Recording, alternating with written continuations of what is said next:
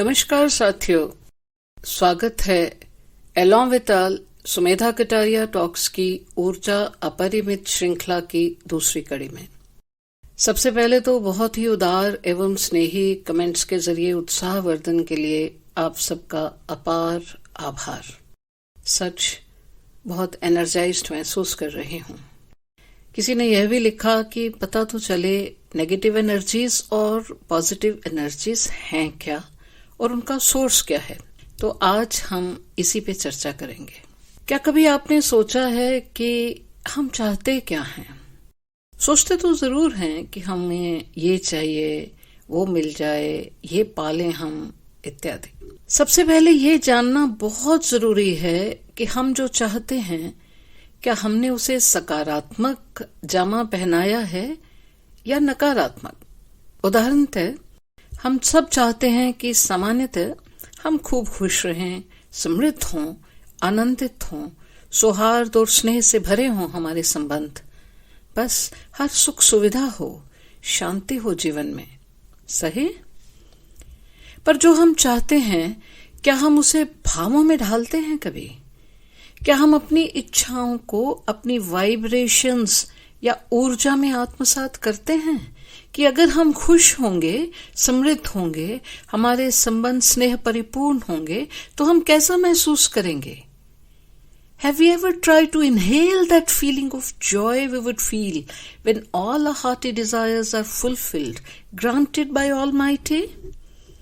मुझे ऐसा लगता है कि वो सब जो हम शिद्दत से चाहते हैं वो कहीं ना कहीं हम अपने से भी छिपा के मन के गहन तरीन कोने में समेट के रख भर लेते हैं। प्रिय होती हैं हमें वो सब चीजें, हमारे ख्वाबों की मानिंद वो सब हमें प्रिय होता है जो हम चाहते हैं, लेकिन वो भीतर तरीन पलता है। शायद ऐसे ही जैसे वो एक गीत है ना कि हर दर्द हमने अपना अपने से भी छिपाया, उसी तरह से हम अपने सपनों को भी खुद से छिपा करके रख देते हैं। दूसरी ओर रोजमर्रा की जिंदगी में जो अभिव्यक्ति देते हैं उस पर विचार करने की जरूरत है। अमूमन हम ऐसा कहते हुए सुने जा सकते हैं, कहीं मैं बीमार न पड़ जाऊं, कहीं हॉस्पिटल न जाना पड़े, कहीं कर्ज न लेना पड़ जाए, कहीं मेरी बेइज्जती ना हो जाए।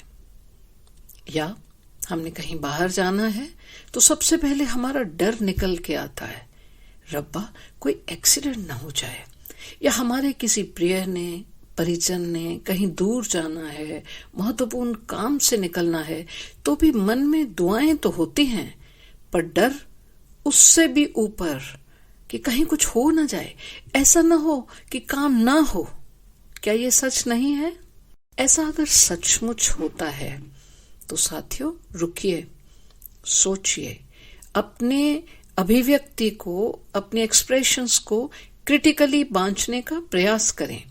अपने शब्दों का, भावों का आलोचनात्मक विश्लेषण करना जरूरी है कि जो शब्द हम प्रयोग कर रहे हैं वो पॉजिटिव हैं या नेगेटिव। सोचिए, कहीं हम अपनी नकारात्मक भावों से या नेगेटिव एक्सप्रेशन से अपने लिए न्योता तो नहीं दे रहे नेगेटिविटी को। हम ऐसा भी तो महसूस कर सकते हैं कि राजी खुशी वापस आ रहे हैं, काम बन गया है, वो खुशी भी तो महसूस कर सकते हैं ना। हम अगर सचमुच अच्छा चाहते हैं कि हमारे साथ सही हो, हम स्वस्थ हों, अमीर हों, भाग्यशाली हों, खुश हों, तो हमें अपनी सोच में इन भावों को सकारात्मक शब्दावली देनी होगी और जुबान पे भी ये सुनिश्चित करना होगा कि हम क्या कह रहे हैं, कहीं वो उससे उलट तो नहीं जो हम चाहते हैं।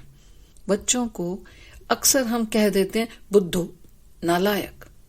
हो सकता है वो इसी भाव को आत्मसात कर लें। अगर हम उन्हें शाबाशी वाला भाव देंगे और उनका उत्साहवर्धन करेंगे तो वो वैसा ही करना चाहेंगे कि उनको शाबाशी मिले। Isn't it? बात डरने की नहीं है, हाँ चौंकने की जरूर है, क्योंकि हम जैसी एनर्जीज को अपनी वाइब्रेशंस के माध्यम से यूनिवर्स में भेजते हैं वो कई गुना होके हमारे पास लौट के आती है। रोंडा बायन की किताब द सीक्रेट या जो विताली की लॉ ऑफ अट्रैक्शन में भी यही प्रदत्त है कि हम जैसी एफर्मेशंस देंगे वैसे ही भावों को हम अपनी ओर आकर्षित करेंगे। एक बात बताऊं, वास्तव में मैं भी बहुत नेगेटिव शब्दों का इस्तेमाल करती रही बहुत उम्र तक, और ये मुझे तब एहसास हुआ जब मैंने एनर्जी के बारे में, एनर्जी की आकर्षण करने की क्षमता के बारे में जानना शुरू किया। तो मुझे लगा true, we are the makers of our own destiny.